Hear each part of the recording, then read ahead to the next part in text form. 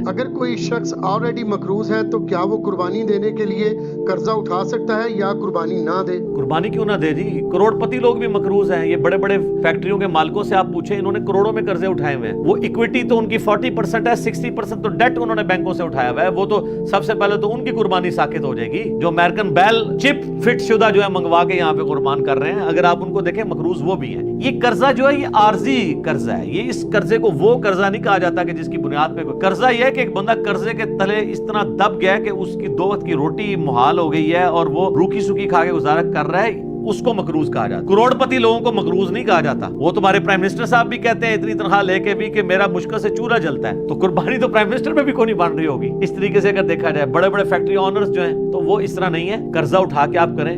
یہ کمیٹی آپ نے قرضے ہی تو ڈالی ہوتی ہے, کمیٹی ڈال لیں. سالی کی شادی کے لیے ڈالتے ہیں, بھائی کی شادی کے لیے ڈالتے ہیں کمیٹیاں, اور وہ جوتیاں اور کپڑے ہوں تب بھی نئے لے کے دیتے ہیں بچوں کو. اس کا خرچہ نکالیں تو ایک بیل میں حصہ ڈالنے سے تو کم ہی بنتا. یہ بیل میں حصہ ڈالنا تو اس سے کم ہی بنتا ہے. اس کے اوپر لوگوں کو ترغیب دلائی جائے کہ قربانی نہ مس. یہ بہت بڑی نعمت ہے. آپ قیامت والے دن اور کچھ نہیں ہے تو حضرت ابراہیم علیہ السلام سے سفارش کے لیے عرض کر سکتے ہیں. مسند احمد میں حدیث ہے, جس نے دکھلاوے کے لیے نماز پڑھی اس نے شرک کیا, حالانکہ پڑھی نماز ہے. دکھلاوے کے لیے روزہ رکھا اس نے شرک کیا, اور دکھلاوے کے لیے اللہ کی راہ میں صدقہ کیا. یہ صدقہ ہی ہے نا اللہ کی راہ میں قربانی کرنا. اس نے شرک کیا. لن تنالوا البر حتى تنفقوا مما تحبون. تم کبھی بھی نیکی کے اعلیٰ درجے کو نہیں پا سکتے جب تک کہ پسندیدہ چیزیں اللہ کی راہ میں خراب. ویسے موٹے گوشت سے آپ گن کھائیں اور کہیں جی ساڈے گھر تے پکدا ہی چھوٹا ہے. جدو قربانی دی واری آئے تے وہ جناب ادھر جناب تانوں یاد آ جائے کہ وہ جی ابراہیم علیہ السلام جڑے نا وہ بھی بنایا بچڑا لائے سن فرشتیاں واسطے. تے موٹا گوشت تے سنت ابراہیمی ہے سر. بڑا گوشت سنت ابراہیمی ہے اور چھوٹا گوشت سنت محمدیہ ہے صلی اللہ علیہ وآلہ وسلم. بخاری مسلم میں حدیث شفاعت جو ہے